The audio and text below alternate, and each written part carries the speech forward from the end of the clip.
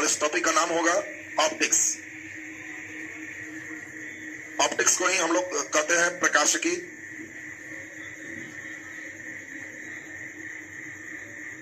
बहुत आसान सेक्शन है, इसलिए मुस्कुराता हुआ चेहरा भी बना दिए। चलिए ध्यान दीजिए, ऑप्टिक्स प्रकाशिकी है क्या, आज हम लोग यहीं से समझेंगे और धीरे धीरे इसके लेसन शुरू होंगे। जनरल कंपटीशन के लिए निश्चित आने वाला सेक्शन है। ऑप्टिक्स से कोई क्वेश्चन ना आए, ऐसा कोई पीसीएस या किसी भी एग्जाम में ऐसा नहीं होता है, सभी में एक नया क्वेश्चन रहना। ऑप्टिक्स का मतलब है branch of physics in which we study about light energy. भौतिक विज्ञान की वह शाखा जिसमें हम प्रकाश ऊर्जा का अध्ययन करते हैं। छोटे क्लास में बच्चे ऑप्टिक्स को ही लाइट कहते हैं।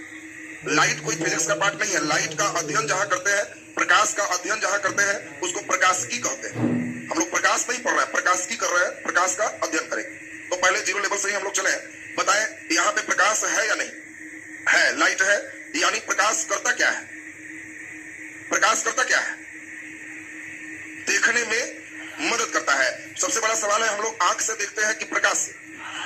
किससे देखते हैं? प्रकाश से। तो जिसका दोनों आंख फूटा हुआ है उसको आप कहिएगा कि आज हम पढ़ के आए हैं, लाइट से देखते हैं, और तुम्हारे आंख पर हम पेपर लाइट जला देते हैं तो उसको दिखाई देने लगेगा। तो जल्दी बता दीजिए, लाइट से कि आंख से? क्या? हाँ, अब कुछ सही है। देखिए, जो लोग कहेंगे कि हम इसमें लाइट से देखते हैं तो आंख गड़बड़ है, उसका गड़बड़। और जो लोग कहिएगा कि सर प्रकाश से देखते हैं, तो आप बताइए, प्रकाश से जो देखने वाली बात कर रहे हैं, तो कई बार आपके साथ हुआ हो कि रात में एकदम अंधेरा, लाइन कटा हुआ, दोनों आंख पूरा खोले हुए हैं, फिर भी दरवाजा के जगह दीवार खोल रहे हैं। ऐसा फिर में पढ़े हैं। लाइट जला तब मुस्कुराए कि वहां पर था, जा गड़बड़ हो। तो इसका मतलब उस समय हमको समझ में आ गया कि आंख तब ही काम करता है जब हमारे पास क्या हो? लाइट हो। यानी प्रकाश एक प्रकार का एनर्जी है। हमने बताया दुनिया में दो ही चीज है, या तो वह कोई पदार्थ होगा या वह कोई ऊर्जा होगा। जो कुछ दिखाई नहीं दे, जिसमें कुछ भार नहीं हो, और जो कुछ महसूस करवा सकता है, वो एनर्जी। जो दिखाई दे या न दे, दोनों हो सकता है, लेकिन उसमें अवश्य भार होगा और उसको भी हम लोग महसूस कर सकते, वो पदार्थ हो। बात समझेंगे? दो बात हमने बताया। बताओ, पदार्थ अवश्य दिखाई देते कि नहीं भी दे सकते? दोनों हो सकता है पदार्थ में, लेकिन एनर्जी दिखाई नहीं देगा। यहाँ पे आप उसको महसूस कर सकते हो और एनर्जी में भार नहीं होता। बताइए, हम अभी बोल रहे हैं ध्वनि ऊर्जा, क्या हमारे खूब बोलने से, आपको सुनने से वजन बढ़ जाएगा? ये आधा घंटा से सुने तो इसीलिए 100 ग्राम वजन बढ़ गई। ध्वनि को आप महसूस कर रहे हो, सुन रहे हो, लेकिन इसमें कोई भार नहीं है। ये भी नहीं है कि एक बार में 100 लड़का बोला तो कान पर लोड पड़ गया कि थोड़ा अंदर की ओर धस गया। इसमें कोई भार नहीं है। प्रकाश यहाँ पे जल रहा है। बताओ, इसमें बहुत सारा वेपर लाइट जला दे तो क्या रूम के दीवार टूट जाएंगे?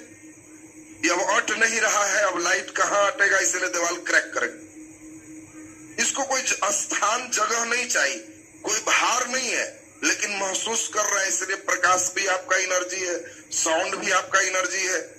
इलेक्ट्रिक करंट, विद्युत धारा, क्या आप देखे हो?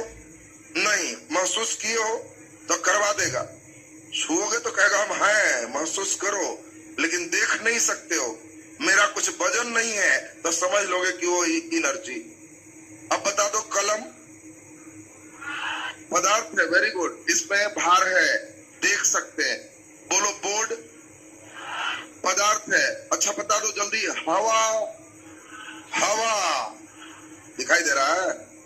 हवा देखो बताएगी, हवा एनर्जी है, क्योंकि हवा में भार नहीं होता।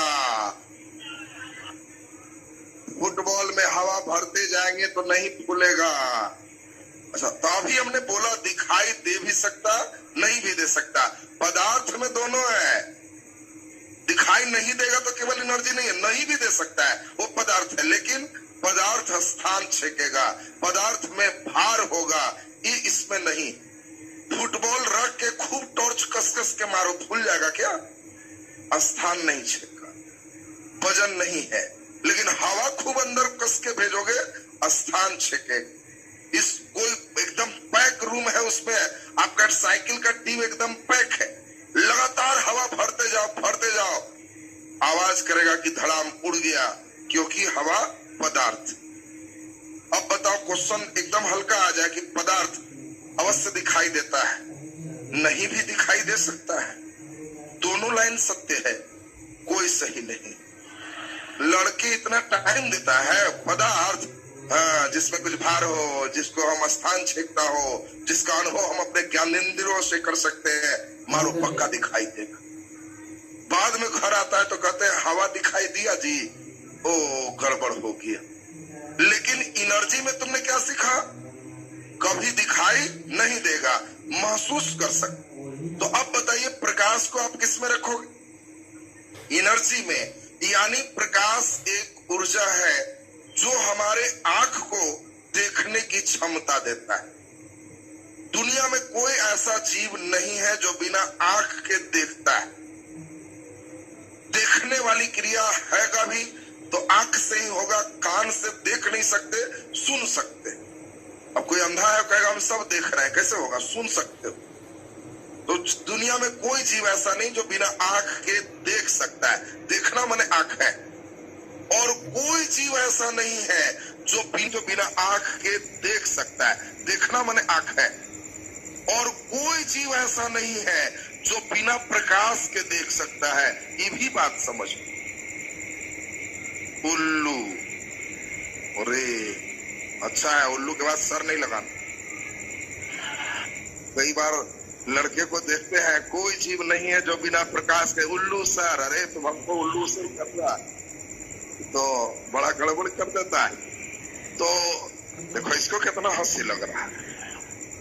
तो अब जरा ध्यान से समझिए, तो हम लोग को जान के फिर आश्चर्य लगेगा, उल्लू जो देख रहे हो उसको भी देखने के लिए प्रकाश चाहिए। कोई बल्ब जलाने के लिए निश्चित फिलामेंट चाहिए, ये आंख है। और किसी बल्ब को जलाने के लिए निश्चित धारा चाहिए, वोल्टेज चाहिए, ये प्रकाश है।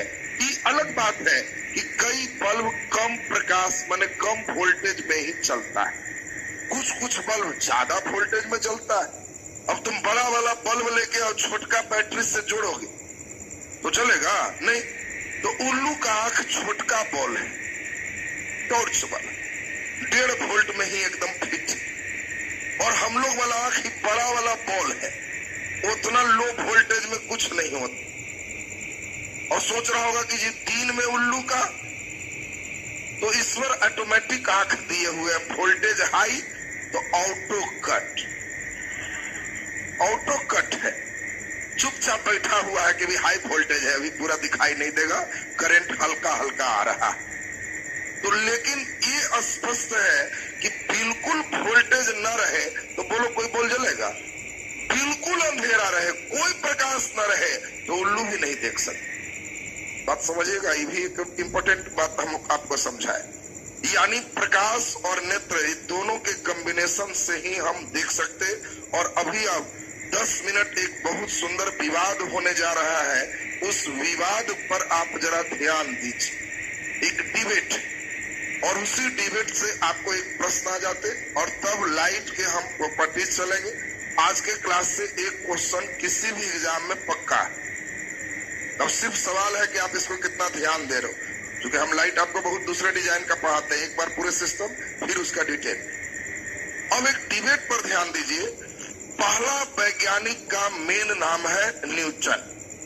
बात ध्यान दीजिए, न्यूटन सबसे पहले प्रकाश पर बहुत गहरा रिसर्च की और इन्होंने कहा कि हम समझ गए प्रकाश छोटे छोटे कण के मिलने से बना होता है और प्रकाश सरल रेखा में गमन करता है।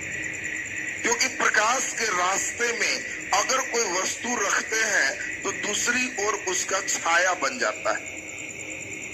छाया क्यों बनता?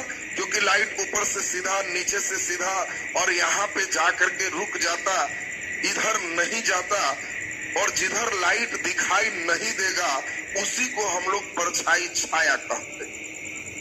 इसका मतलब है कि आपको ध्यान में रखना है, कोई वस्तु अगर लाइट टेढ़ा चलता तो ऐसे जाके नीचे, इधर से जाके ऊपर, तो छाया नहीं बनती। सीधा चलेगा तो यहां से तो नहीं जाएगा, और जहां से नहीं गया वो पार्ट अंधेरा है, और अंधेरा को ही परछाई छाया शैडो कहते हैं। यानी छाया बनना क्या सिद्ध करता है? आपको क्वेश्चन आएगा, किसी वस्तु का छाया बनना क्या सिद्ध करता है? प्रकाश सरल रेखा में गमन करता है। और यही चीज न्यूटन जब बताए तो बहुत आसानी से इसकी व्याख्या किए, जिसको एक छठा क्लास का बच्चा भी समझता है। न्यूटन ने कहा कि देखो, लाइट आया, टकरा कर चला गया, इसको परावर्तन रिफ्लेक्शन कहते, और बीच में लंब खींचोगे तो इंसिडेंट एंगल और रिफ्लेक्टेड एंगल, आपतन कोण परावर्तन कोण बराबर होता। ये परावर्तन का नियम। बोलिए, लाइन तो एकदम क्लियर है सबका। इसी प्रकार से न्यूटन ने कहा कि जब एक माध्यम दूसरा माध्यम पारदर्शी दोगे तो यह लाइट एक माध्यम से दूसरे में आएगा तो इसका रास्ता मुड़ जाएगा। इसको रिफ्रैक्शन, प्रकाश का अपवर्तन कहते। और हर चीज इसने सीधा सीधा रास्ता में समझाया और सभी लोग को ये बातें समझ में आ गई। बताओ, ये थ्योरी कौन दे रहा है? यानी न्यूटन के अनुसार प्रकाश टेढ़ा चलता है कि सीधा? सीधा।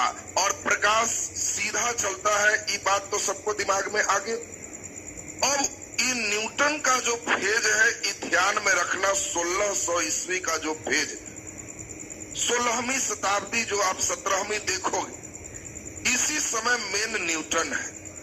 जो कहेंगे लगभग बात हो जाएगी। हर जगह इनका हस्तक्षेप है, चाहे लाइट हो, मॉडर्न हो, सब जगह। इस इवन मैकेनिक्स में भी आप देखें, न्यूटन गति का पहला नियम, दूसरा नियम, तीसरा नियम, गुरुत्वाकर्षण, हर चीज में न्यूटन ने अपना एंटीना लगाया। यानी इन्होंने पहली बार समझाया कि फिजिक्स होता क्या है। तो इन्होंने सिर्फ एक चीज कहा कि बस गौर करो, फिजिक्स निकले। अब सोचो ना, सेव भी ऊपर से नीचे गिर रहा है तो गौर कर रहे हैं कि नीचे क्यों आया, ऊपर भी तो खाली था। ये गौर कर रहे हैं। कोई लोग सीधा सीधा गिर गया, उठाया, मार के शुरू कर दिया, इसका जतरा कहते। तब फिजिक्स नहीं ना होगा। फिजिक्स के लिए आपको सोचना होगा ऐसा क्यों हो। तो न्यूटन पहली बार इसको जो सोच रहे हैं उस पे पूरा सिस्टम बनेगा। इसी 1600 ईस्वी के आसपास में एक और वैज्ञानिक है, हाइगेंस। अब ध्यान देते जाएंगे, डिबेट आपके शुरू हो रहा है। जो बच्चे जितना अच्छा डिबेट पर ध्यान दोगे उतना बढ़िया लाइट पे कंसेप्ट आएगा। क्योंकि लाइट में मैं नहीं चाहता कि सीधे शुरू हो जाए, न कथा पता है न कुछ, ये है क्या पता ही नहीं, तो पढ़ने का आनंद ही नहीं आएगा। तो अब आज का क्लास होगा तो समझोगे लाइट है क्या, तो पढ़ने में देखना लाइट को कितना आनंद आएगा कि बाप, हर चीज को हम समझ पाए। हाइगेंस पहला वैज्ञानिक है, इन्होंने न्यूटन की बात को काट दिया। कहा कि न्यूटन गलत सोचते हैं। प्रकाश कण नहीं है, प्रकाश तरंग है। प्रकाश सीधा नहीं चलता, प्रकाश लहरिया कट चलता। ये डिजाइन। अब सोचो, न्यूटन कह रहे हैं सीधा और ये कह रहा है ऐसे। लाइट दिखाई तो दे नहीं रहा, जो जैसे कह रहा है लोग समझ रहे हैं। न्यूटन से सब पूछा कि जी सीधा कैसे जाने, हमको तो दिखाई नहीं दे रहा है। तो न्यूटन कहे परछाई से। अगर लाइट टेढ़ा जाता तो उधर लाइट आता, नहीं आया मतलब लाइट सीधा गया, इनमें देखने की क्या जरूरत। तो हाइगेंस कहा कि लाइट टेढ़ा चलता है, तो लोग इनसे भी दागे कि आप कैसे देखें। तो वो कहा कि न्यूटन से पूछिए, वो ठीक से नहीं देखते हैं। पेड़ के किसी पत्ता के परछाई, उनको कहिए कि बढ़िया से देखें। पत्ते के परछाई में डिजाइन नहीं आता, परछाई गोल हो जाता। आप लोग भी दिन में धूप में पेड़ वाला छाया देखिए, अभी तक तो केवल आराम करने के लिए वहां जाते हैं। अब पत्ते का परछाई देखेंगे तो हाइगन्स की याद आएगी। हाइगन्स ने कहा कि पत्ते में जितने डिजाइन है, अगर लाइट सीधा जाता तो एक एक डिजाइन नीचे आता। हमारी बात सही है, लाइट जो डिजाइन मारता है तो ये सब डिजाइन गायब होकर नीचे गोल हो जाता है। और इसको उसने एक नया नाम दिया जिसको हम लोग कहते हैं डिफ्रैक्शन, और डिफ्रैक्शन को हिंदी में कहते हैं विवर्तन। बात पर गौर करेंगे। इसको न्यूटन ने कहा कि ये डिफ्रैक्शन है, विवर्तन है। और न्यूटन से पूछिए, हाइगन्स सब कह रहा है कि पत्ते का परछाई गोल क्यों? न्यूटन को अब आंसर पता नहीं चल रहा, कहे कि अपवाद लगता है। लेकिन फिजिक्स में अपवाद होता नहीं, तो केमिस्ट्री में होता है। फिजिक्स में एक्सेप्शनल नहीं मिलना है, हर चीज कुछ होगा तो उसका एक रीजन हो। केमिस्ट्री में बीच बीच में डायलॉग आ जाएगा, धातु ठोस होते हैं, लिख दो अपवाद, पारादरब होता है। ये बीच बीच में आते रहेंगे, लेकिन इसमें ऐसा फिजिक्स में नहीं आएगा। और इसीलिए अब जब ये हुआ तो लोग ये अपने तरीका से कहे कि आई और आर बराबर होता है, लेकिन फिगर गलत है, ये तरंग वाला फिगर समझाए। थोड़ा क्लिष्ट फिगर था, लेकिन उस जमाने में न्यूटन का इतना नाम है कि हाइगन्स को कौन पूछे। हाइगन्स को कोई पूछ ही नहीं रहा। और जब हाइगन्स को कोई नहीं पूछ रहा है तो बेचारे नीचे किताब में कम लाइन में होते थे। न्यूटन के बारे में 20 पन्ना है, सब परावर्तन अपवर्तन सब नीचे टांग दिया गया कि हाइगन्स ने प्रकाश को तरंग माना, इन्होंने पत्ता का परछाई गोल होना एक व्याख्या किया, खत्म। हाइगन्स उसमें न्यूटन महाराज की चलती है। धीरे धीरे दोनों मर गए, सिद्धांत तो जीवित रहता है। अब सवाल उठ रहा था कि कौन है, कि तरंग है। तो लगभग लोग न्यूटन वाली ही बात मान रहे थे कि प्रकाश क्या है, कौन है। तरंग के तरफ बहुत कम लोग हैं। लेकिन 1700 ईस्वी में एक वैज्ञानिक है जिनका नाम है थॉमस यंग, और थॉमस यंग ने एक एक्सपेरिमेंट किया, यंग का डबल स्लिट एक्सपेरिमेंट। और इसने एक नई घटना को दिखाया जिसका नाम है इंटरफेरेंस। और इंटरफेरेंस को हम लोग कहते हैं व्यतिकरण। बात को खूब ध्यान से समझेंगे। थॉमस यंग 1700 में एक फेज ला रहा है, इंटरफेरेंस, व्यतिकरण।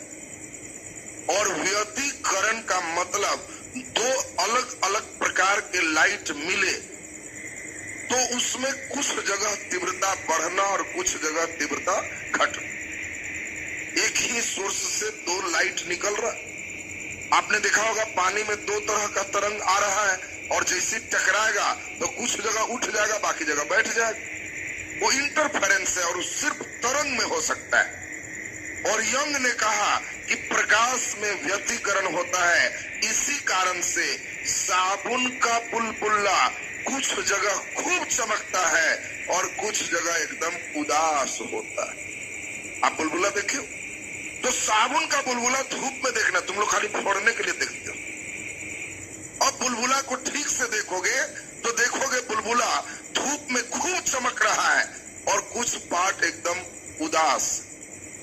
इन्होंने कहा कि यह व्यतिकरण है, जहां तीव्रता बढ़ा चमक बढ़ गया, तीव्रता घटा वहां चमक घट गया। और ये थॉमस यंग कहा कि हम समझ गए, प्रकाश वेव है, तरंग है। न्यूटन वाले जितने थे मानने वाले, उनसे पूछा कि पत्ता के परछाई गोल क्यों? ये तो आंसर नहीं है तुम्हारे पास, तो जल्दी बताओ साबुन का बुलबुला रंगीन क्यों है? तुम बताओ कौन वाले थ्योरी से? फिर ये लोग चुप है। इन लोग को जब चाह रहा है बेचारा तरंग वाला पटके हुए। 1800 आते आते एक और चीज का खोज हुआ जिसका नाम है डिफ्रैक्शन, पोलराइजेशन। इसको हम लोग क्या कहते हैं? पोलराइजेशन। और पोलराइजेशन का मतलब क्या है? ध्रुवन। अब ध्यान दीजिए, ध्रुवन से यह भी पता चल गया कि प्रकाश तरंग ही नहीं, एक स्पेशल तरंग है जिसको हम लोग अनुप्रस्थ तरंग कहते हैं। और अनुप्रस्थ का मतलब ऊपर नीचे चलने वाला। लॉन्गिट्यूडनल वेव और ट्रांसवर्स वेव दो प्रकार के वेव होते हैं। एक वेव ऊपर नीचे चलते हैं, वो अनुप्रस्थ है, और एक आगे पीछे चलते हैं, वो अनुदैर्ध्य। पहले से यही पता नहीं था कि तरंग है तो कैसा तरंग है, लेकिन अब ध्रुवन से ये भी पता चल गया कि कैसा तरंग है, अनुप्रस्थ है, अनुदैर्ध्य नहीं है, ऊपर नीचे ही चलता है। और अब कण वाले से फिर पूछा गया कि बोलो प्रकाश में ध्रुवन क्यों? ध्रुवन का मतलब समझते हैं आप लोग? प्रकाशीय तरंग के गमन को, अच्छा बताओ, हमने 3 एक्सिस होता है, इस एक्सिस को एक्स कहते, इसको हम लोग वाई कहते, और इसको हम लोग जेड कहते। बोलो कलम हम ऊपर फेंके किस अक्ष पर? वाई पर। Very good. कलम नीचे फेंके, बोलो सब वाई है, फिर जेड क्यों करना लगता है? खड़ा खड़ा वाई, ऊपर वाई, नीचे वाई। ये लोग एक बार वाई बोल दिया तो सोचा कि अब चेंज करते हैं, सब वाई। बोलो इधर एक्स, इधर एक्स, ये वाला जेड, ये जेड है। जो सामने चलेगा उसको क्या कहेंगे? जेड, और पीछे जेड। अब जल्दी बताइए, हम बोल रहे हैं तो हमारी आवाज एक्स अक्ष पर की वाई अक्ष पर की जेड अक्ष पर? जल्दी बोलिए। तीनों पर जा रहा है। जेड क्यों? कोई लड़का इधर बैठेगा तो नहीं सुनेगा, कोई ऊपर लटक जाएगा तो नहीं सुनेगा। लोग तेज है कि हम सीधे आ रहा जेड, और लटकोगे ऊपर तब कहोगे जी यहां भी क्लियर है सर, तो वाई भी जाएगा। यानी आवाज एक्स वाई जेड तीनों पे जा। बोलो लाइट किस में जा रहा? जल्दी बोलिए। तीनों में, और लाइट तीनों में, साउंड तीनों में। लेकिन अगर हम चाहें तो साउंड में ही फैसिलिटी नहीं है, लेकिन सिर्फ लाइट में फैसिलिटी है कि हम इसके गमन को खास तल में रोक सकते हैं। और प्रकाशीय तरंग के गमन को खास तल में रोक देना, यही पोलराइजेशन। ध्रुवन समझोगे क्या? ध्रुवन का मतलब तुमसे पूछे तो कहना समझ गए। प्रकाशीय तरंग के गमन को खास तल में रोक देना ध्रुवन कहलाता है। तुम लोग कभी मौका मिला होगा, ऐसे तो ब्रश से मुंह धोते होगे, कभी कभी दातुन करने का अवसर सौभाग्य से 1-2 साल में कभी कभी मिलता है। कहीं गए, ब्रश छूट गया, देखो एक लड़का कह रहा परीक्षा देते समय, तो वो रेडीमेड खरीदने वाला नहीं, तोड़ने वाला सीन बता रहा। अब कभी कभी तुम लोग पेड़ के डाली से दातुन एक तोड़ा, अब मान लो नीम का दातुन देखे तो तोड़ ली, तो उसमें तुम देखा होगा एक मुख्य ब्रांच और छोटे छोटे कई शाखा भी निकला रहता है ना, ऐसा। यही लाइट है, मुख्य भी है, ब्रांचेज भी, सब जगह। लेकिन तुम पकड़ के और एक खींचा, दिस इज पोलराइजेशन। अब तुम दातून को धर के और जैसे बाकी सेक्शन कट कर दिया तो कोई कहे कि ये, तो कहना इसे ध्रुवन कहते। अब बताओ, ध्रुवन तो तुम लोग जब दातून तोड़ोगे तब रिवीजन हो जाएगा, जब तोड़ना और पकड़ के मारना तो कहना पोलराइजेशन, ध्रुवन। और ध्रुवन की क्रिया केवल और केवल लाइट में होते। इंपॉर्टेंट बात समझेंगे यहाँ पे, बहुत महत्वपूर्ण है। आपको यहाँ डबल ज्वाइंट करके सीखना होगा। हम लोगों ने जो देखा, पहला कंडीशन विवर्तन। विवर्तन में होता क्या है, तो अभी ही डिटेल हम लोग को समझना होगा। अब आपको, या पहले कहानी सुन लीजिए, फिर डिफ्रैक्शन पे आएंगे तो मजेदार कहानी सुनेंगे। क्वेश्चन कितने लेवल पे बनता है उसको हम लोग सुनेंगे, और उन लेवल पे आपकी तैयारी है तो पीसीएस रेंज में कहीं समस्या आपके नहीं। उस लेवल पे नहीं है तो समस्या है। सेटर बहुत अच्छे प्रश्न पूछते हैं। आपसे पूछा जाएगा कि बताओ, एक माध्यम में से दूसरे माध्यम में लाइट भेजते हैं तो पथ वही रहेगा कि बदल जाएगा? बदल जाएगा। अगर माध्यम परिवर्तन न करें तो क्या प्रकाश का पथ बदल सकता है? जल्दी बोलिए। एक ही माध्यम रखें तो क्या प्रकाश का पथ बदल सकता है? तो आंसर हाँ, बदल सकता है। एक खतरा है और वही है डिफ्रैक्शन। किनारों पर भी लाइट मुड़ता है। पत्ते का परछाई गोल क्यों हुआ? क्योंकि लाइट सीधा नहीं जाके मुड़ गया। और जब पत्ता के पास हम देखे कि किनारे पर लाइट मुड़ गया, तो पहला मीडियम भी मेरा हवा था, दूसरा मीडियम भी मेरा हवा है, लेकिन किनारे पर इसका पथ वही रहा कि चेंज कर गया। अब एक बार क्वेश्चन दिए हुए हैं पीसीएस रेंज का, यूपीएससी का क्वेश्चन मैं कर रहा हूं। क्वेश्चन कितना खतरनाक है। प्रकाश बिना माध्यम परिवर्तित हुए उसका पथ बदलना कहलाता है, चॉइस ए में दिया अपवर्तन। अब लड़का क्या है, माध्यम उद्यम तो घर में समझेगा, वो केवल देखेगा प्रकाश का पथ बदलना। बड़ा हल्का लाइट आया, लाइट मेरा बहुत अच्छा है, अपवर्तन में टिक लगा के चला है। अगर माध्यम बदलने से पथ बदलता है देन रिफ्रैक्शन होगा। बिना माध्यम बदले पथ बदलता है देन डिफ्रैक्शन होगा। वो प्रकाश का विवर्तन कहलाता है। तुमसे पूछा जाए बिना माध्यम बदले क्या प्रकाश का पथ बदल सकता है, कहना कि हाँ। किस घटना से? विवर्तन से। तो खैर वो तो विवर्तन डिटेल चलेंगे तो अभी उस पर काफी वहां नब्ज है। उसको जब पकड़ेंगे तो आपको लगेगा कि हाँ अब वो हमारा पकड़ में आ गया। अभी हम कहानी के बाद आपसे कुछ क्वेश्चन करेंगे जिसको सही करना है। तो हम लोगों ने एक बात समझा अभी तक,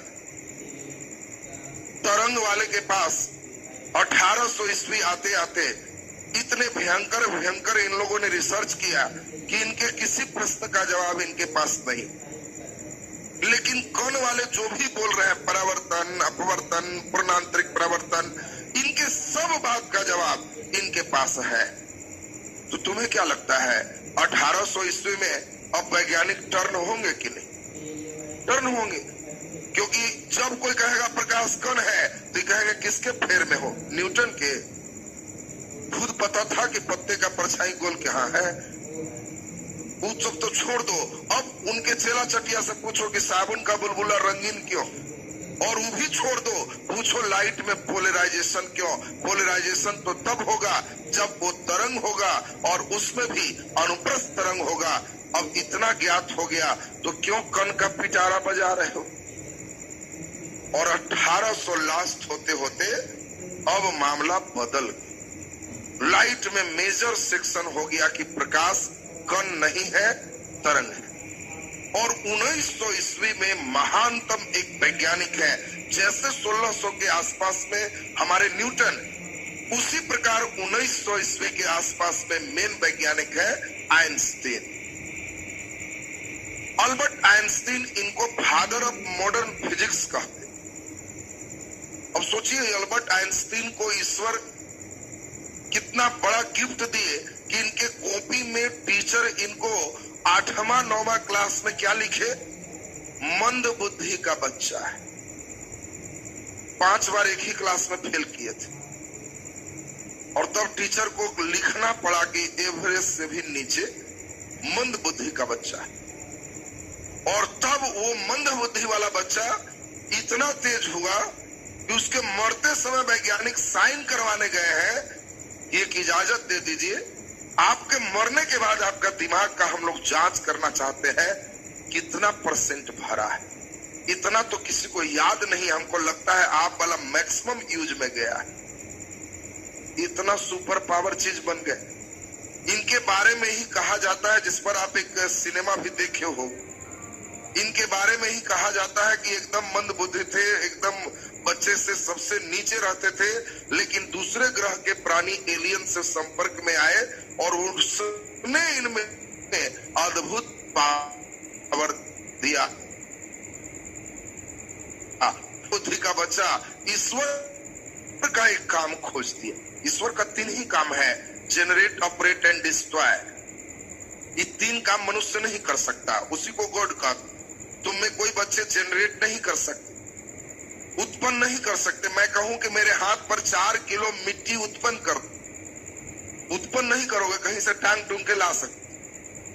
ऑपरेट नहीं कर सकते, कोई हॉस्पिटल नहीं कहेगा कि मेरे हाथ 10 लाख दीजिए और 3 3 साल बचाने का, ऑपरेट करने की गारंटी। मर भी जाओगे तब प्राण डाल के जिंदा करें। इसमें सिर्फ इंश्योरेंस हो सकता है कि मर जाओगे तब पैसा दे देंगे, जिंदा वाला नहीं, वो सब ऊपर होता है। और डिस्ट्रॉय, नष्ट भी आप नहीं कर सकते। कोई लड़के को हम कहे कि इस बोर्ड को डिस्ट्रॉय, नष्ट कर दो, तो भले तुम बैठ के चलाने के लिए सोच रहे हो, तोड़ने के लिए सोच रहे हो, तुम्हारे अंदर खुराफात बहुत सारा आ रहा हो, लेकिन अंततः तुम कुछ भी सोच रहे हो तो तुम उसके रूप बदल सकते हो। टूटा बोर्ड हो सकता है, जला बोर्ड हो सकता है, बोर्ड तो धरती पर किसी न किसी रूप में रहेगा, नष्ट नहीं होगा। तुम कहीं फेंकोगे तो यहाँ अर्थ पे रहेगा, इसका एग्जिस्टेंस है। अर्थ से गायब सिर्फ गॉड कर सकते। और आइंस्टीन अपना एक मास एनर्जी का रिलेशन देंगे जो आगे पढ़ाएंगे। और इन्होंने भगवान का एक काम खोजा जिसको डिस्ट्रॉय कहा। आइंस्टीन ने कहा हमसे मिलिए, हम डिस्ट्रॉय कर सकते हैं। इधर हाल फिलहाल में जनरेट करने वाले सिस्टम को वैज्ञानिक आज से 6-7 साल पहले बहुत मिद्दत से बनाए और उस पार्टिकल को गॉड पार्टिकल उन्होंने कहा। और गॉड पार्टिकल पर अभी रिसर्च चल रहा है। देखो जमाना बहुत फास्ट है, आप इतना तक सोच सकते हो, तुम्हें लगेगा कितना जमाना फास्ट चल रहा है। 1911 तक रदरफोर्ड को भी मालूम नहीं है कि कैसे प्रोटॉन है और कैसे इलेक्ट्रॉन। इलेक्ट्रॉन चक्कर लगाता है, ये एक्सपेरिमेंट 1911 में हो रहा है। यानी सिर्फ अभी इसको बताए हुए सोचो कितने साल हो। 100 साल करोगे तो 2011 और 10 और जोड़ोगे तो 21, 109-10 साल हो रहे हैं। और 110 साल में हम लड़के कितने ज्यादा जान, पहली कक्षा, दूसरी कक्षा, तीसरी कक्षा, इधर जंपिंग, उच्च कक्षा, निम्न कक्षा, पूरे मारना शुरू कर। और ये 10 साल पूर्व का खोज है गॉड पार्टिकल। इसी पे एक्सपेरिमेंट चल रहा है। और मॉडर्न जब शुरू करेंगे तो आजकल क्वेश्चन यहां तक से भी आ रहा है। मनुष्य ने एक पार्टिकल बनाया है, नाम दिया है गॉड पार्टिकल। हम लोग जनरेट कर सकते हैं, हम लोग उत्पन्न कर सकते हैं, ईश्वर की आवश्यकता नहीं है। और लगभग इसीलिए अखबारों में आया कि हम भगवान के 99.99% करीब पहुंच गए। थोड़ा बाकी है। जिस दिन हम लोग खुद से बनाने लगेंगे, खुद से चलाने लगेंगे, हॉस्पिटल लंबे लंबे बोर्ड टांग देंगे, मरने के बाद भी मेरे यहाँ जिंदा किए जाते हैं,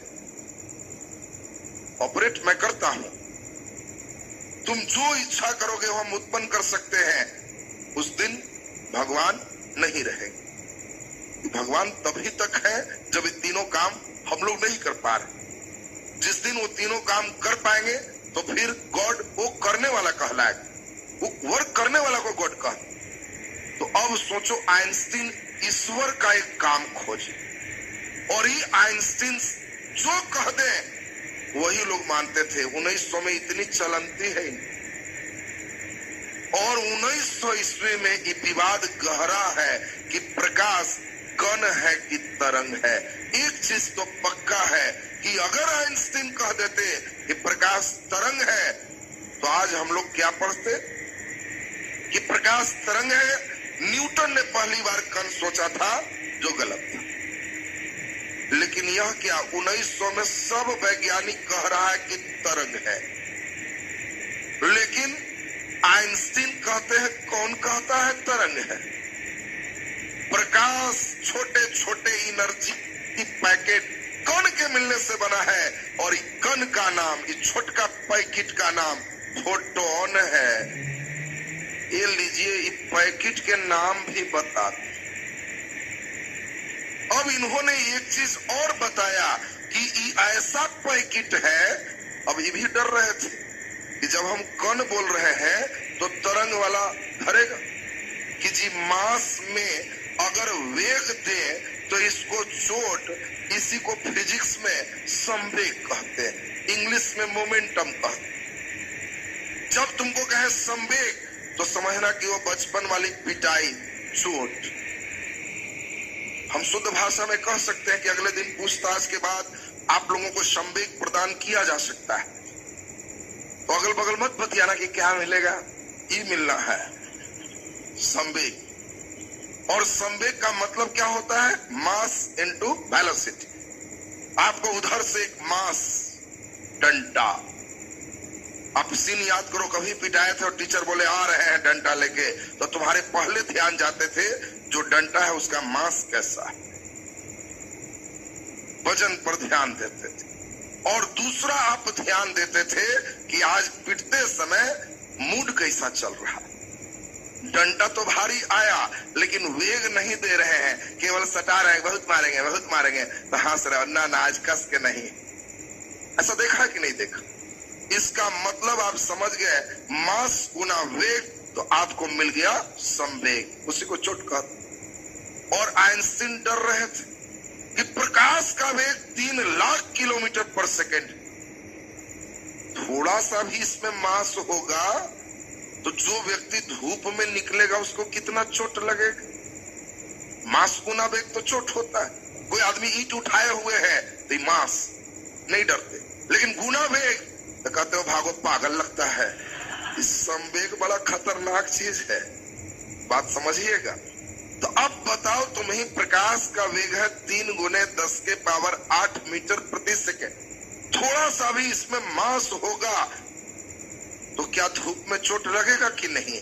आइंस्टीन अपना चालाकी किए और कहे कि छोटका कण का मास शून्य होता है, इसीलिए 0 गुने 3 लाख बराबर चोट शून्य लगता है। अब आपसे पूछा जाएगा कि किसका द्रव्यमान शून्य होता है, कहोगे समझ गए, फोटोन का। फोटोन क्या है? प्रकाश एनर्जी पैकेट से बना है, बंडल से बना है, और उस बंडल को क्या कहते? फोटोन का। अब सोचो, कोई लड़के मान लो मोबाइल आप देख रहे, उसमें से लाइट निकल रहा है, उसी को देख रहे, तो उसमें छोटे छोटे एनर्जी पैकेट एकदम काफी स्पीड में चल रहा है, और वो पैकेट इतने स्पीड में है कि आपको गैप दिखाई नहीं देता। लेकिन अगर सर्वर स्लो होगा, एक पैकेट फेंका गया, एक बोरा था और दूसरा बोरा अटक गया, तो आप कहते हो बफरिंग कर रहा है, रुक रुक के चल रहा है, घीसा जैसा चल रहा है, तो समझना कुछ पैकेट फेंका रहा है और कुछ पैकेट अटक जा रहा है। अभी पैकेट वाला थ्योरी भी समझ में आ रहा है। तो अब आइंस्टीन तरंग वाले को ठंडा करने के लिए एक नया थ्योरी दिए, इसका नाम है प्रकाश विद्युत प्रभाव। प्रकाश विद्युत प्रभाव बहुत इंपॉर्टेंट है, इसी को हम लोग कहते हैं फोटो इलेक्ट्रिक इफेक्ट। और फोटो इलेक्ट्रिक इफेक्ट प्रकाश विद्युत प्रभाव में आइंस्टीन धर लिए तरंग वाले।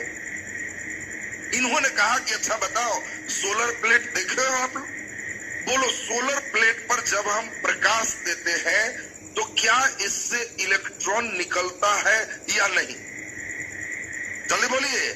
सोलर प्लेट पर प्रकाश देते हैं तो इलेक्ट्रॉन निकलता है, बैटरी चार्ज होता है, इलेक्ट्रॉन में द्रव्यमान है। और बताइए, द्रव्यमान तब आगे होगा जब इधर से भी कण बाहर आएगा, कण से कण टकरा के बाहर होगा, तरंग से कोई चीज वही ऊपर नीचे करके बैठ जाए। बचपन का सीन याद करो, एक सीन आया होगा आपके सामने, जबरदस्त सीन।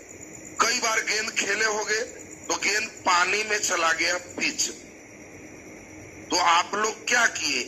किनारे तरंग उत्पन्न करके निकाले कि निशाना लगा के? किनारे में आप पानी में उछल गए तो एक तरंग बना तो गेंद किनारे चला गया, ऐसा हुआ है? नहीं, नहीं होगा। तरंग के साथ वहीं उठेगा, वहीं बैठ जाए, वहीं बैठ जाएगा। तरंग किसी कण को आगे नहीं बढ़ाएगा, बढ़ाएगा भी तो टाइम लगेगा। इसमें कोई टाइम टेकन नहीं है। लाइट पड़ना और इलेक्ट्रॉन बाहर निकलना एक साथ होता है। और आइंस्टीन तरंग वाले को पकड़े हुए, तुम देखना, गेंद पानी में अगर फंस गया तो 3-4 साथी आया, मारो निशाना। अब जो लड़का मारा एकदम ठीक गेंद पर लगा तो देखना एकदम कस के एक ही बार में भाग। बोलो, ऐसा देखा है कि नहीं देखा? इसका मतलब एक कण से ही बाहर आएगा। और आइंस्टीन ने तरंग वाले को बुलाया कि इधर आओ। कौन कौन कहते हो तरंग है? बोलो इधर। प्रकाश पढ़ने से विद्युत क्यों निकला? प्रकाश विद्युत प्रभाव समझाओ। तरंग वाले के पास आंसर नहीं है, मुंह बंद होगी। लेकिन तरंग वाले दबे मुंह से सही, लेकिन आइंस्टीन से पूछ रहा है कि जी ये तो नहीं जानते, लेकिन पत्ता के परछाई गोल क्यों? साबुन का बुलबुला रंगीन क्यों और ध्रुवन क्यों? उसका आंसर आइंस्टीन के पास नहीं है।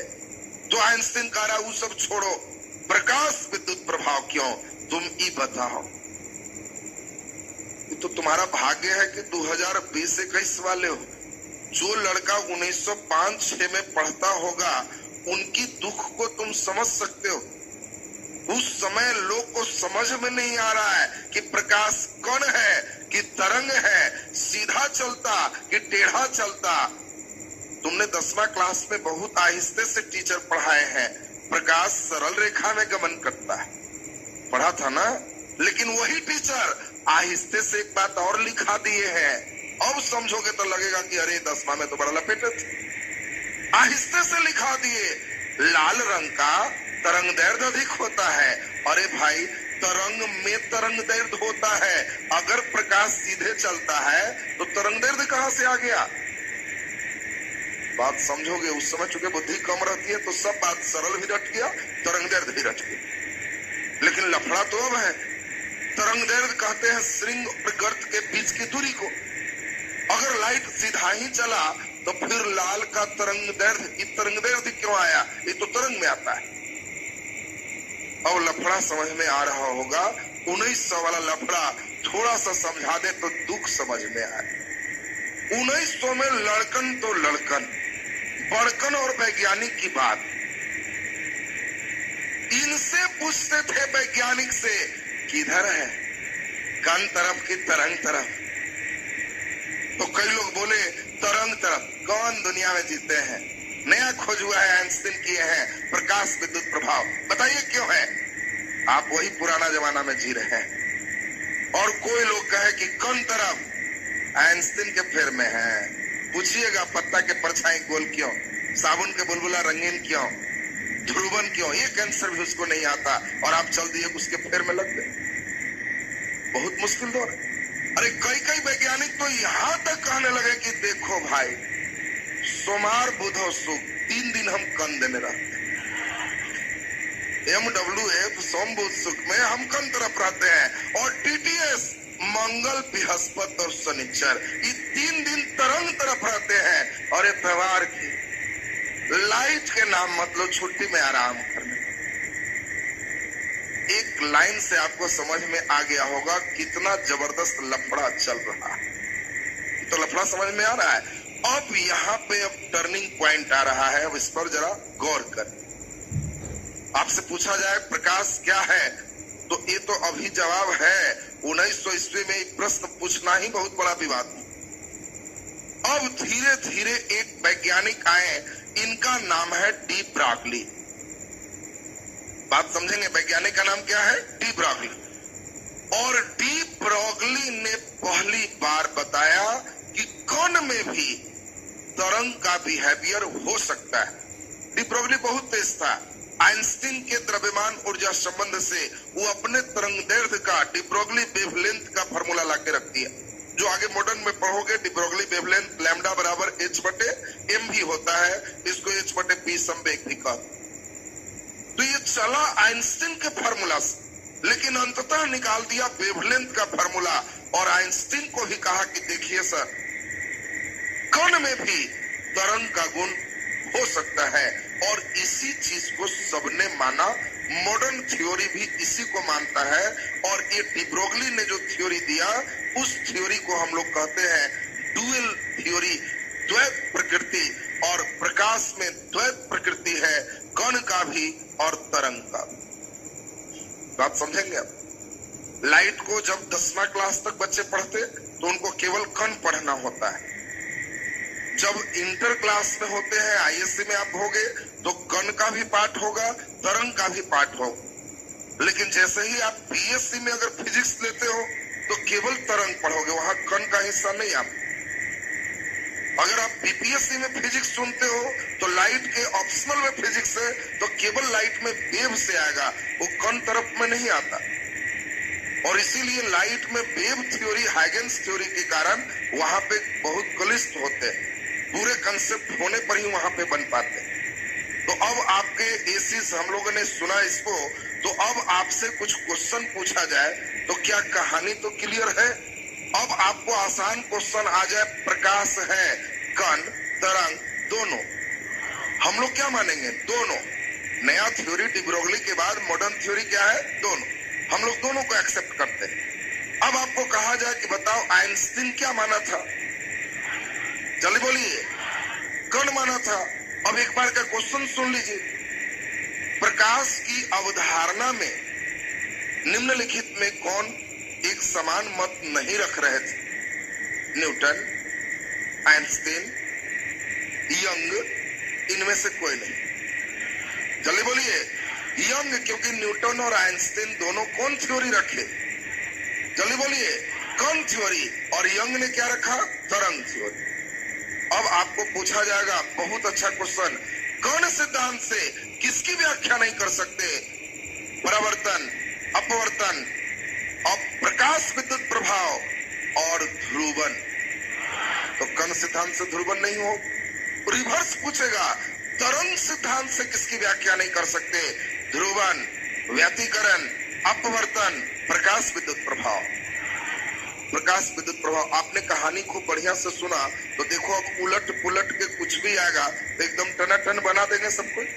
अब हम लोग यहाँ पे जो अभी करने जा रहे हैं, एक प्रश्न आपको निश्चित जनरल कंपटीशन के लिए आते हैं, तब इसका डिटेल फॉर्म चलेगा। 5 क्लास लेंगे, ज्यादा नहीं, 5 क्लास और ले लेंगे तो लाइट किसी भी अप टू यूपीएससी आप बना सकते।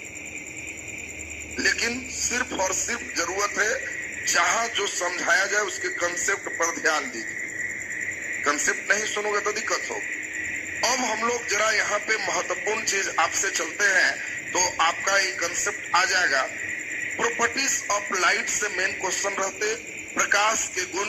पहला नंबर गुण देखेंगे अपवर्तन, जिसको इंग्लिश में क्या कहेंगे? रिफ्रैक्शन।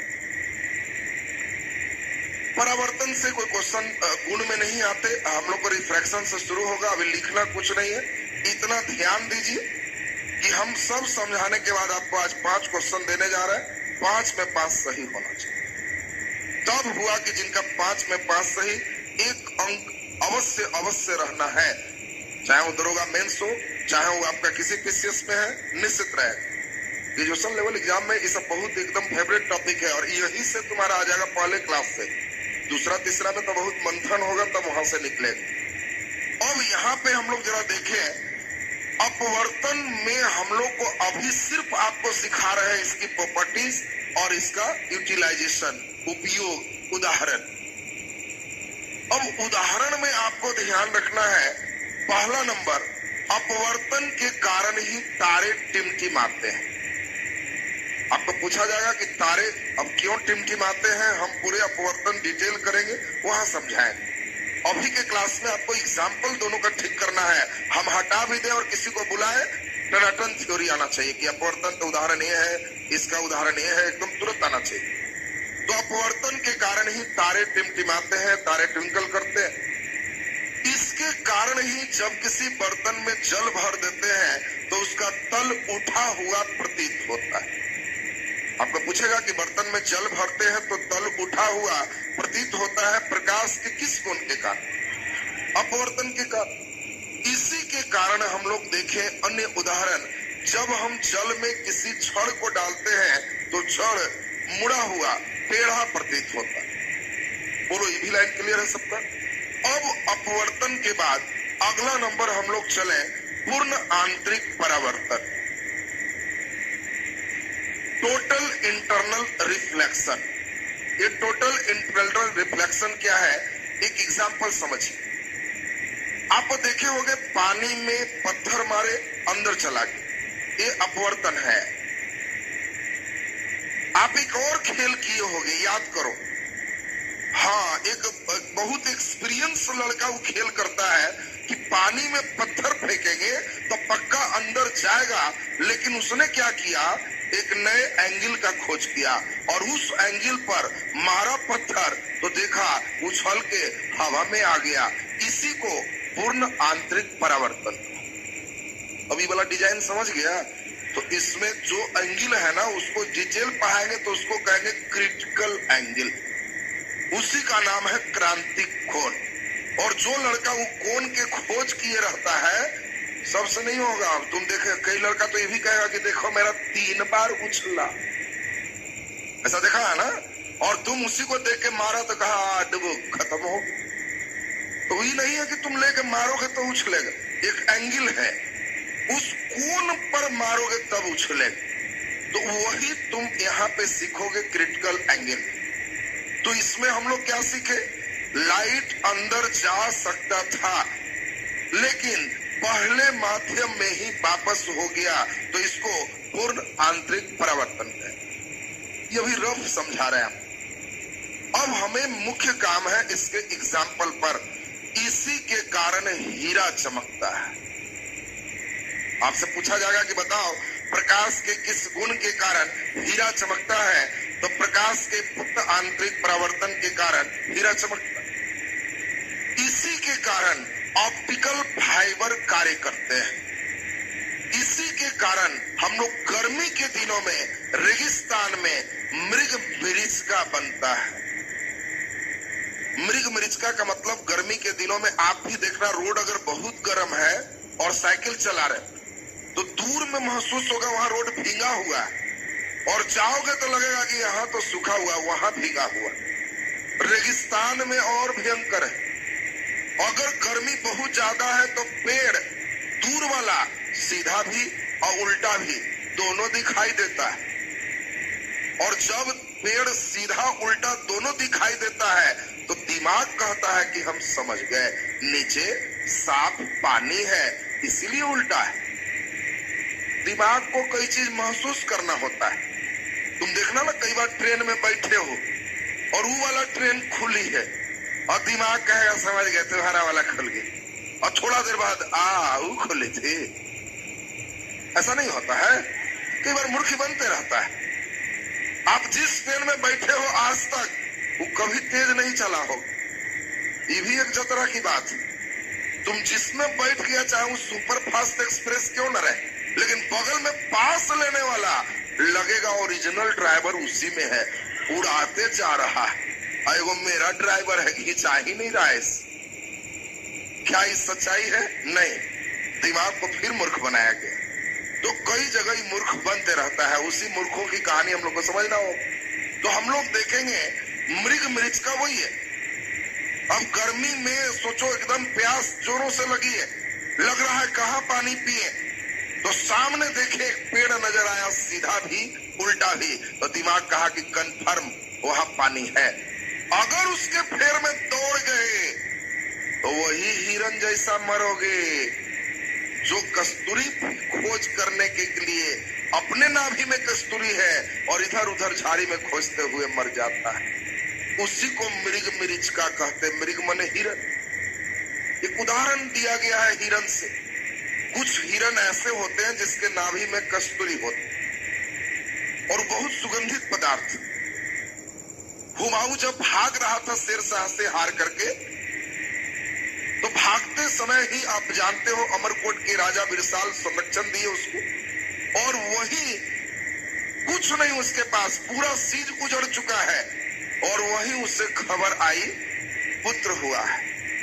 अकबर का जन्म हुआ था, और जो खबर दिया, राजा महाराजा पहले मोती और सोना लुटाते थे, उसके पास कुछ नहीं, तो वही हिरन के कस्तूरी को लाके चाकू से काटा कि इसका सुगंध जैसे पूरे दिशाओं में फैल रहा है, मेरे बेटा का भी कृति जस चारों तरफ ऐसे ही बिखरे। देखिए कस्तूरी का एक एग्जाम्पल दिया जाता है, हुमायूं की घटना से भी समझ सकते हो। और जो सोचो जो हिरन के नाभि में कस्तूरी तो कभी कभी बहुत बढ़िया सुगंध देने लगता है, तो हिरन बड़ा प्रभावित हो जाता है। ये कहां से आ रहा है? एक्चुअल में उसी के नाभि से निकल रहा है, लेकिन वो जिस झाड़ी में जाता है अब लगता है आगे एकदम यहीं पर है, और खाना उना छोड़ के खोजने में लग जाता है, और अगर इसी फेर में 2-4 दिन लग गया तो भूखे प्राण निकल जाए। ये आप पर कह रहे हैं,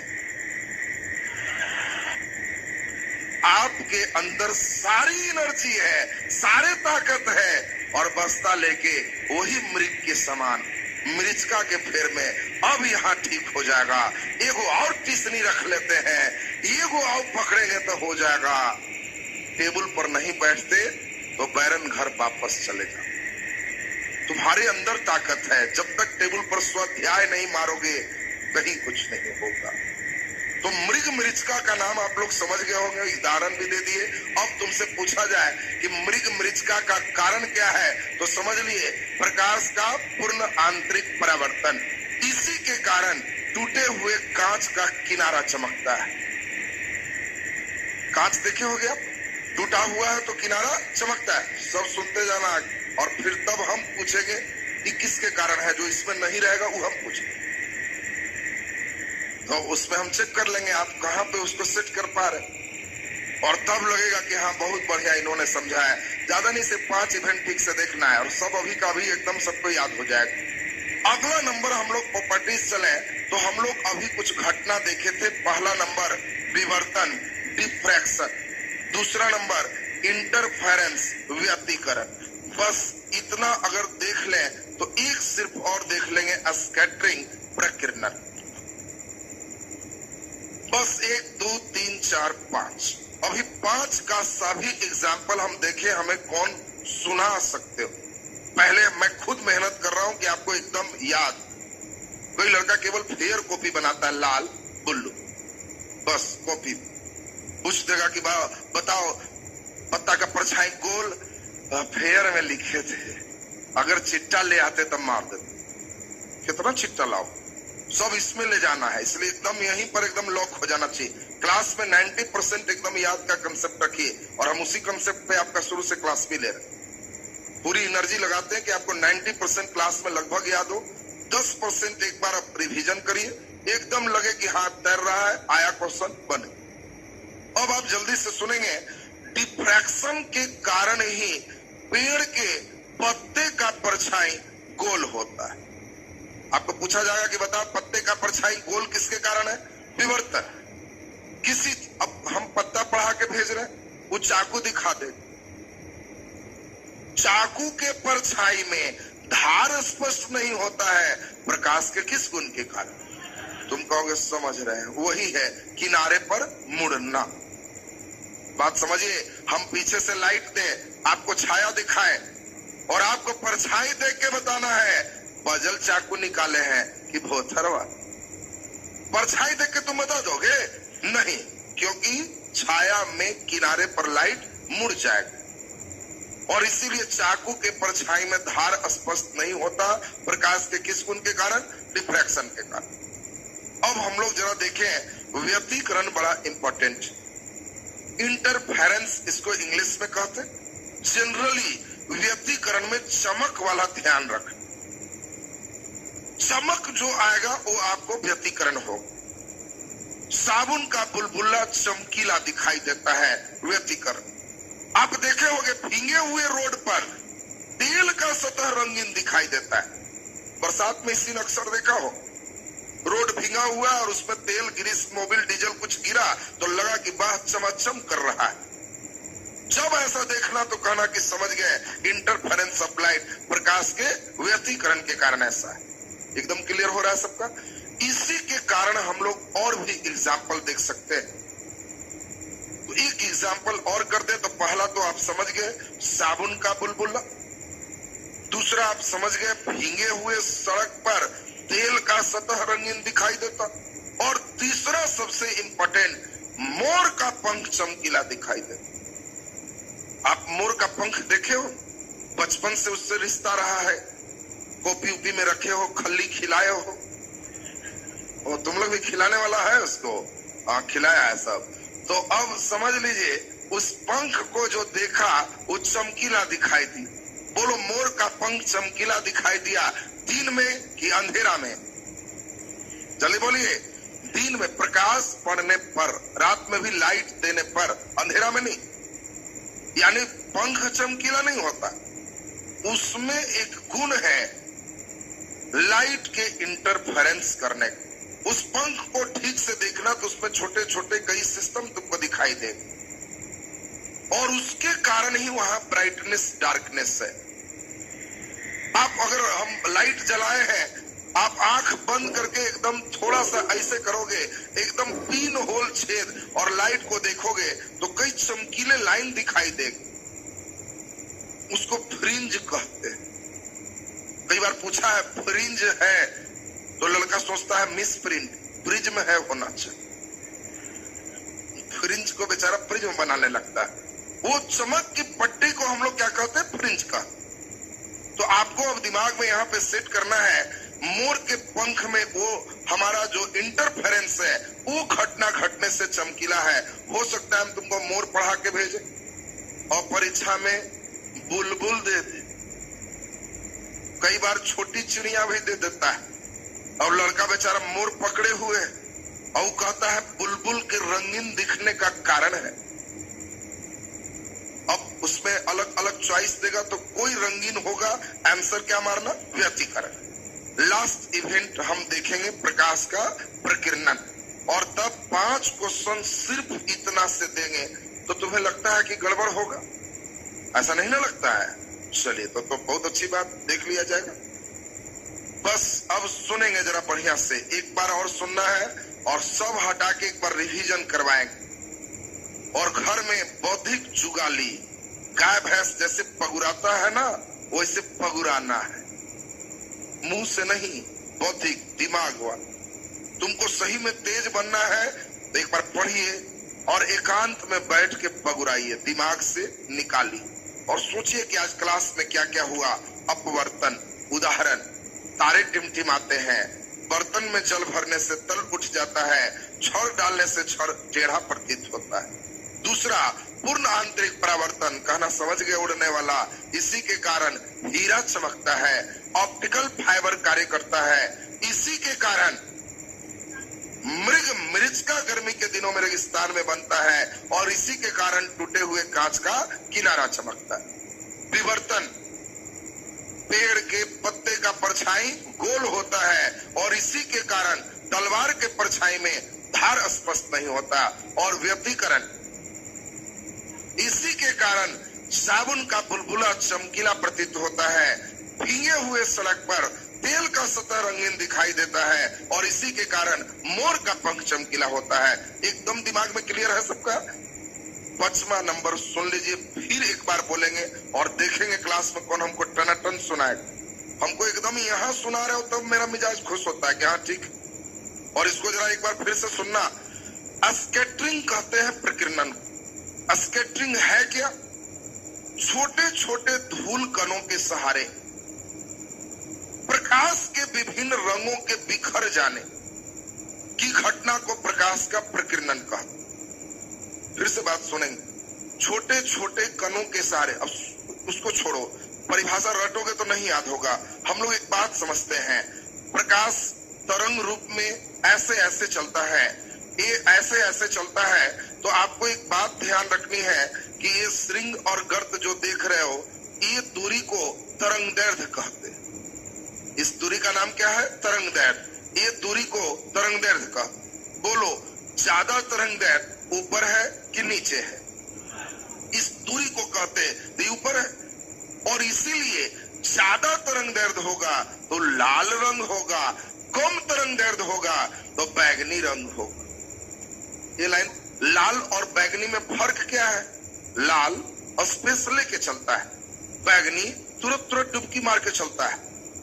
और अब रास्ते में अगर धूल कण मिल जाए तो बताओ ज्यादा बार कौन टकराएगा? जल्दी बोलिए, बैगनी। कम बार कौन टकराएगा? लाल। इसीलिए लाल दूर तक जाता है। बात समझना, कई बार पूछता है लाल दूर तक क्यों जाता है, और ए में देता है लाल का प्रकीर्णन अधिक होता है, बी लाल का प्रकीर्णन कम होता है। आंसर बोलो। ये बिखरने को प्रकीर्णन कहते हैं, तो लाल का प्रकीर्णन कम होता है। इसी इसीलिए खतरे का सिग्नल लाल बनाते। ये परीक्षा में पूछ चुका है।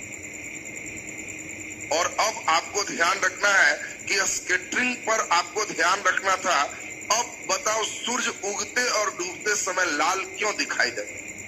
प्रकीर्णन के कारण आसमान का रंग नीला क्यों दिखाई देता? प्रकीर्णन के कारण।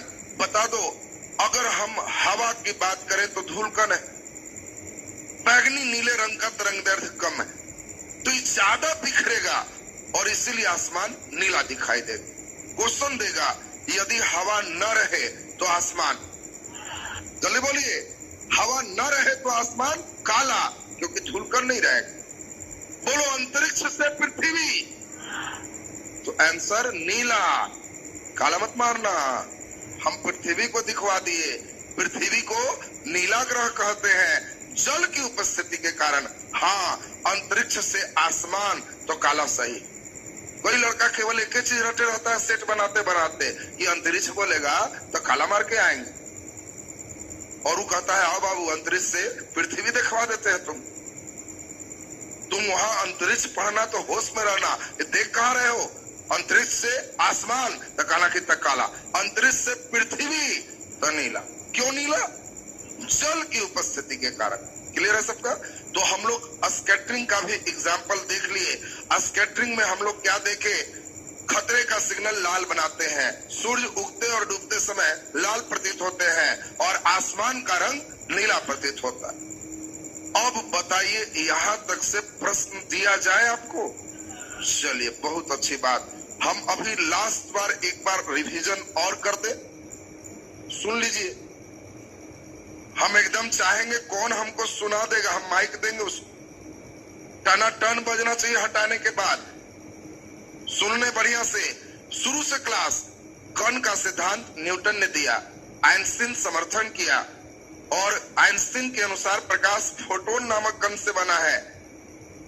लाइट कण के सिद्धांत में सरल रेखा में गमन करता है, और कण सिद्धांत द्वारा व्यतिकरण, विवर्तन और ध्रुवन की व्याख्या नहीं हो सकती। तरंग सिद्धांत हाइगेंस ने दिया, यंग ने समर्थन किया, और तरंग सिद्धांत से प्रकाश विद्युत प्रभाव की व्याख्या नहीं हो सकती। डी ब्रोगली ने प्रकाश के लिए द्वैत सिद्धांत दिया, और उसके अनुसार प्रकाश कण और तरंग दोनों। तब हम लोग आज चले प्रकाश के गुण और उसका उपयोग। अपवर्तन, तारे टिमटिमाते हैं, बर्तन में जल भरने से तल उठा हुआ प्रतीत होता है, और छड़ डालने से छड़ मुड़ा प्रतीत होता है। पूर्ण आंतरिक प्रवर्तन, हीरा चमकता है, ऑप्टिकल फाइबर कार्य करता है। गर्मी के दिनों में रेगिस्तान में मृग मरीचिका का निर्माण होता है, और टूटे हुए कांच का किनारा चमकता है। विवर्तन, पेड़ के पत्ते का परछाई गोल होता है, तलवार के परछाई में धार स्पष्ट नहीं होता है। क्लियर हो रहा है सबका? बताइए। व्यतिकरण, साबुन का बुलबुला रंगीन दिखाई देता है, इसी के कारण भीगे सड़क पर तेल का सतह चमकीला दिखाई देता है, और मोर का पंख चमकीला रंगीन दिखाई देता है। प्रकीर्णन, खतरे के सिग्नल लाल बनाते हैं। जल्दी बता दीजिए, सूर्य उगते और डूबते समय लाल प्रतीत होते हैं, और जल्दी बता दीजिए आसमान का रंग नीला प्रतीत होता है। एकदम क्लियर है कि कौन है जो इतना पूरे सुना सकते? थ्योरी के साथ चलना है। कण सिद्धांत, तरंग सिद्धांत, उदाहरण। वाह, वेरी गुड। देखिए 3 4 5 हाथ उठे, बहुत अच्छा, गुड। हम केवल चेक कर रहे थे कितना ध्यान देते। अच्छा, केवल उदाहरण वाला कितने लोग बता सकते हो? केवल उदाहरण वाला? अच्छा, तब तो बहुत लोग हैं, बहुत अच्छी बात। अब ये बता दीजिए हमको, अभी क्वेश्चन दे दे, 5 प्रश्न चले, एकदम 5 में 5 ना, उद्घाटन कीजिए, देखे कितना सही करते हो। लिखिए पहला नंबर क्वेश्चन, पहला प्रश्न लिखा जाए। लिखिए, जल के अंदर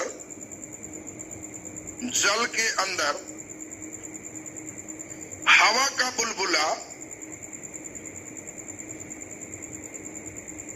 का बुलबुला चमकीला प्रतीत होता है। जल के अंदर हवा का बुलबुला चमकीला प्रतीत होता है, यह प्रकाश के किस गुण के कारण होता है? जल के अंदर हवा का बुलबुला चमकीला प्रतीत होता है, यह प्रकाश के किस गुण के कारण होता है? यह प्रकाश के किस गुण के कारण होता है? चॉइस ए व्यतिकरण, व्यतिकरण। बी अपवर्तन, अपवर्तन। सी पूर्ण आंतरिक परावर्तन, पूर्ण आंतरिक परावर्तन। डी प्रकीर्णन, प्रकीर्णन। दूसरा क्वेश्चन 5 दे रहे हैं, 5 में 5 सही, कलम प्राइज। बात समझ रहा है ना? गलत एक हुआ 5 रुपीज फाइन लगेगा, झूठ मूठ के कॉपी मत लाना। जिसको लगे 5 में 5 एकदम पक्का सही है तो लाएगा, हम उसका चेक करेंगे कि कितना बढ़िया वो समझा है। 5 में 5 सही का मतलब क्लास में बहुत अच्छा तुमने ध्यान दिया, भारी कोई नहीं है, दिमाग लगाना। दूसरा प्रश्न देखो, मैं जितना लिख देता हूं उतना नहीं रहता है, क्योंकि पीसीएस की खूबसूरती है, आईएएस में जितना पढ़ रहे हो वो छोड़ के ही तुमसे पूछेगा। कॉपी का नोट्स काम नहीं करेगा, कंसेप्ट काम करे। तो चलिए जरा दूसरा नंबर हम लोग चले, उम्मीद है दूसरा नंबर आप एकदम सही कर लोगे। थोड़ा बुद्धि लगा दे, हम भी लिख दीजिए। बादल से, प्रकीर्णन का दे देते, बादल से, अरे बादल आसमान में ही है ना, अभी तो समझाए थे। बादल से प्रकाश के किस रंग का प्रकीर्णन होता है? बादल से प्रकाश के किस रंग का प्रकीर्णन होता है? किस रंग का प्रकीर्णन होता है? चॉइस ए बैगनी, चॉइस ए बैगनी। चॉइस बी लाल, लाल। चॉइस सी पीला, और चॉइस डी सभी रंग का, चॉइस डी सभी रंग का। चलिए तीसरा क्वेश्चन लिख दीजिए, लिखिए।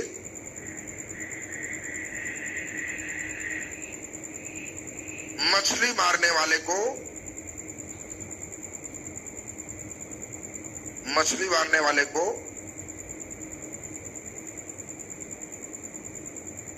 सही निशाना लगाने के लिए,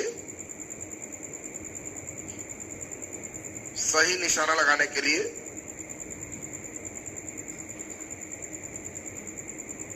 कैसे, सही निशाना लगाने के लिए नीचे चॉइस है, मछली दिखने वाले स्थान तक निशाना लगाना चाहिए। मछली दिखने वाले स्थान तक निशाना लगाना चाहिए। मछली दिखने वाले स्थान तक निशाना लगाना चाहिए। बी, मछली दिखने वाले स्थान से कुछ ऊपर तक निशाना लगाना चाहिए।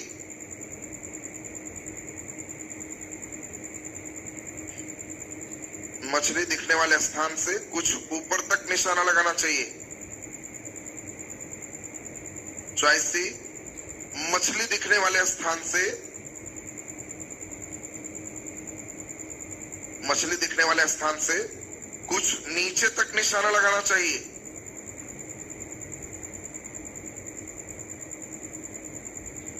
कुछ, मछली दिखने वाले स्थान से कुछ नीचे तक निशाना लगाना चाहिए। और डी, इनमें से कोई नहीं, इनमें से कोई नहीं। अगला क्वेश्चन लिखिए, जब कोई जहाज, जब कोई जहाज कम ऊंचाई से उड़ान भरता है,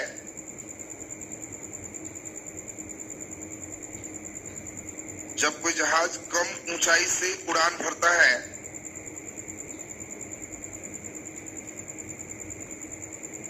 तो किसके कारण तो किसके कारण टेलीविजन के चित्र में कंपन होता है? किसके कारण टेलीविजन के चित्र में कंपन प्रतीत होता है? किसके कारण टेलीविजन के चित्र में कंपन प्रतीत होता है? कंपन प्रतीत होता है। नीचे लिख दीजिए चॉइस ए, बस यही लिखना शुरू कर दीजिए। ए पूर्ण आंतरिक परावर्तन, पूर्ण आंतरिक परावर्तन। बी विवर्तन, डिफ्रैक्शन। बी विवर्तन। सी व्यतिकरण, व्यतिकरण। डी प्रकीर्णन, प्रकीर्णन। क्या क्वेश्चन है? पांचवा होगा। अच्छा, अंत भला का भला। अच्छा, एकदम व्यवहारिक जीवन वाला दे दे। आप लोग सीडी कैसेट देखे हो ना? अच्छा, सीडी डीवीडी का कैसेट देखे हो ना? कुछ चमकीला रंगीन दिखा है ना? लिख दो तब। प्रकाश के किस गुण के कारण, एकदम जो तुम देखते हो ना वही पूछेगा कि बहुत पछताओगे कि कैसेट देखे थे, क्वेश्चन नहीं देखे थे। प्रकाश के किस गुण के कारण सीडी कैसेट का सतह चमकीला प्रतीत होता है? प्रकाश के किस गुण के कारण सीडी कैसेट का सतह इंद्रधनुषी प्रतीत होता है? सीडी कैसेट का सतह इंद्रधनुषी प्रतीत होता है। सीडी कैसेट का सतह इंद्रधनुषी प्रतीत होता है। चॉइस ए प्रकीर्णन, प्रकीर्णन। बी व्यतिकरण, व्यतिकरण। सी विवर्तन, विवर्तन। और डी अपवर्तन, अपवर्तन। 2 मिनट का समय दिया, आप 5 में 5 सही करोगे, प्राइज के हकदार हो। इसका मतलब आपने बहुत बढ़िया ध्यान दिया है। चोरी कर सकते हो, चिट्टा मैं छोड़ दिया हूं।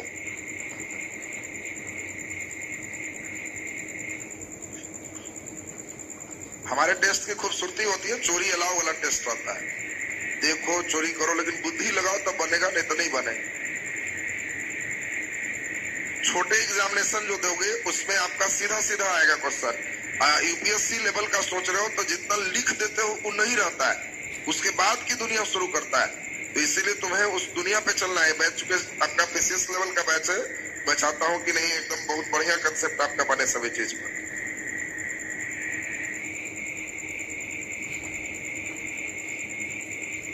चलिए, जिन्हें जिन्हें लग रहा है 5 में 5 सही करेंगे, कॉपी यहाँ रख दीजिए। गलत नहीं होना चाहिए, फाइन में जाएगा। नहीं तो झूठ मूठ का कॉपी पे दबाव नहीं लगेगा। लगेगा एकदम पक्का पक्का है तब यहाँ रख सकते हैं। एक क्वेश्चन गलत माने 5 रुपीज फाइन, 5 का 5 गलत और 25 रुपीज फाइन। और वो फाइन हम नहीं रखेंगे, वो अगला को उतना रुपीज का प्राइज मिल जाएगा जो सही करेगा। यानी गलत करने वाले से सही करने वाला राज करेगा। अरे डर से नहीं लाओ ऐसा नहीं है, मतलब लग रहा है एकदम पक्का तो लाइए।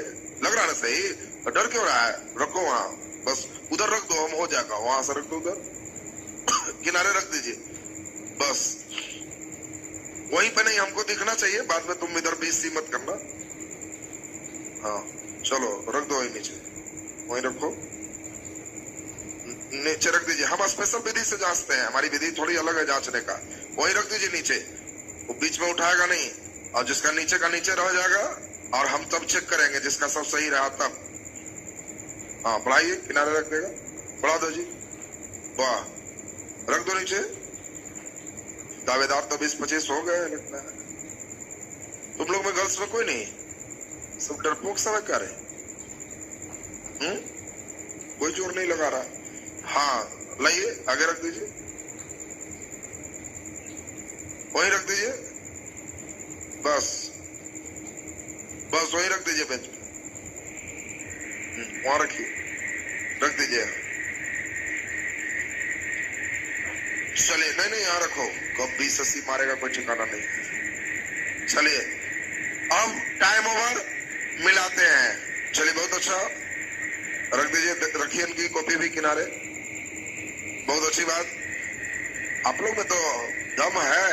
हम सोचे डरपोक सब है, तो 100 कॉपी लगभग पहुंचा दिया तुम लोग। ये तो सब लाइन लगा दिया है, बहुत अच्छी बात है। यही चाहिए, एकदम लगे कि हाँ बिल्कुल सही सोच पा रहे हैं। चलिए अब मिलाने की क्रिया, पहला क्वेश्चन पढ़ें। जल के अंदर हवा का बुलबुला चमकीला प्रतीत होता है, क्या बनाए हो? बोलो जल्दी। हाँ, तो जल के अंदर हवा का बुलबुला चमकीला प्रतीत होता है, इसका कारण प्रकाश का पूर्ण आंतरिक परावर्तन है। और सही आंसर पूर्ण आंतरिक परावर्तन। टूटा हुआ कांच जैसे चल रहा था वैसे है। कौवा उड़, बगुला उड़ तो भैंस उड़ नहीं करेगा। चमकीला खाली देख के नहीं मारेगा, कहीं कहीं ब्रेक होता है। और क्यों होता है उसको हम लोग डिटेल में समझेंगे। तो पहला का आंसर हो गया प्रकाश का पूर्ण आंतरिक परावर्तन। जो कॉपी रहने दो, अभी 500 गलत होगा तब देखो फाइन कैसे लगता है। तुम आहिस्ते से उठा रहा है जी, छोड़ो अभी। दूसरा नंबर, दूसरा क्वेश्चन पढ़िए। बादल से, बहुत अच्छा प्रश्न है, ये पूछा हुआ क्वेश्चन है। बादल से प्रकाश के किस रंग का प्रकीर्णन होता है? क्या बनाए हो सभी का? बोलिए। Very good. बादल में जल के बूंद बड़े बड़े होते हैं, और बड़े बड़े बूंद होंगे तो प्रकीर्णन बहुत छोटे कण के लिए होता है, जो प्रकाश के तरंगदैर्घ्य को टिका, वहां स्कैटरिंग, प्रकाश के सभी रंग वहां परावर्तित हो जाते हैं, और वहां प्रकीर्णन किसी का नहीं होता। बीपीएससी होगा तो किन इनमें से कोई नहीं भागेगा। वहां सब रंग के लिए आपका बराबर बराबर बने परावर्तन की क्रिया है। स्कैटरिंग तब होगा जब वहां कण का आकार प्रकाश के तरंगदैर्घ्य कोटि का हो। मतलब 4000 एंगस्ट्रॉम से 7500 एंगस्ट्रॉम के बीच का पार्टिकल भी होना चाहिए, उससे नीचे का रहे, बड़ा नहीं रहे। तो ऐसे सबका यहाँ पे जो दिया गया है, आप सभी मारे हो तो सही चलेगा, लेकिन ऐसे ध्यान रखना वहां स्कैटरिंग नहीं परावर्तन है, और उसी के कारण बादल उजला या काला प्रतीत होता है। इसमें डी सही आंसर चलेगा इस प्रश्न के अनुसार। अगला नंबर क्वेश्चन। हाँ, मछली मारना है, तो बताओ मछली दिखाई दे रहा है, उससे थोड़ा ऊपर न लगाएंगे? ऊपर लगाए। मछली खुद ऊपर दिख रहा है और तुम ऊपरे लगाओगे तो मछली कहाँ मारोगे? इसलिए आंसर कुछ नीचे, और सही आंसर सी। बात समझोगे जी? बड़ा खतरनाक क्वेश्चन है। कोई लड़का, अरे जल के अंदर तुमको एक भाला दे दिया गया है और मछली को लगाना है, तो जहां मछली दिख रहा है वो तो ऑलरेडी अपने स्थान से ऊपर दिख रहा है, और कोई लड़का क्या मार दिया? दिख रहा है उससे ऊपर तक मारना है, तो मछली मरेगा तुमसे? जहां दिख रहा वहां लगाओगे तब मरेगा, कुछ नीचे। और इसलिए सही आंसर सी, कुछ नीचे। ये भी कई लोग गड़बड़ किया है, ये बड़ा दुखद है, ये तो एकदम सही होना चाहिए था सबका। अगला नंबर पढ़िए जल्दी। जब कोई जहाज उड़ता है तो टेलीविजन के चित्र में कंपन किसके कारण है? जल्दी बोल दीजिए। प्रकाश के व्यतिकरण के कारण होता है। कहीं तीव्रता बढ़ा और कहीं तीव्रता घटा, वो कंपन का रीजन है। तो सही आंसर व्यतिकरण है। और last one question, CD cassette, ये सब लोग सही बनाया होगा। सीडी कैसेट रंगीन क्यों दिखता है? तो प्रकाश के विवर्तन के कारण ये सबसे महत्वपूर्ण होता है। और क्यों चमकता है ये आपको सीखना हो। तो देखिए कितने कॉपियां हम तक पहुंचते हैं। जिनका नहीं है कॉपी जल्दी लेके भागो कि हमको जांचने में टाइम ना बर्बाद हो। हाँ, जो बच रहा है मेरे तक लाइए, हम उसको देख ले। सब मांगने के लक्षण में लग गया जी। उधर बच रहा है जी, गया एक है ना, वो भी उसका मालिक पहुंच गया। इधर है, वो है, वो भी घटा लिया। चलो, तो हम तक कोई जरूरत ही नहीं पड़ने देते। तुम लोग बहुत समझदार सब आया गया, हमको जांचने का मौका ही नहीं देता। चलिए अच्छी बात, मैं पूरे क्लास का तुमको बताया हूँ कि यहाँ से सब जान जाऊंगा। एक है, लाइए, 4 में कुछ नहीं तो 5 रुपया फाइन लगेगा, और वो वाला हम खाएंगे। वाह, 5 में 5 होना का मतलब तो बहुत बढ़िया है। पीछे है अच्छी बात। तुम कहीं चक्रवात चलाए हुए, कहीं कुछ, तुमको खिचड़ी ज्यादा पसंद है क्या? अलग फिजिक्स की कॉपी बनाओ जो लिखना है। चलिए ध्यान दीजिए।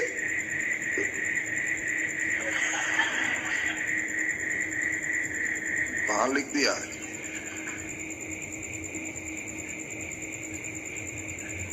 चलिए, बहुत अच्छी बात है। अगर कोई सही कर रहा है मतलब क्लास में ध्यान दे रहे हैं, और इसी में आप लोग के बीच रिजल्ट आएगा। चलिए, इनका पहला क्वेश्चन, पूर्ण आंतरिक परावर्तन, सभी रंग, कुछ नीचे, वेरी गुड, व्यतिकरण। और उसके बाद एक क्वेश्चन और कहा बनाया, पचमा, बैक गियर लगाया। सीडी के तो दो टिक लगा दिया, प्राइज कैंसिल है।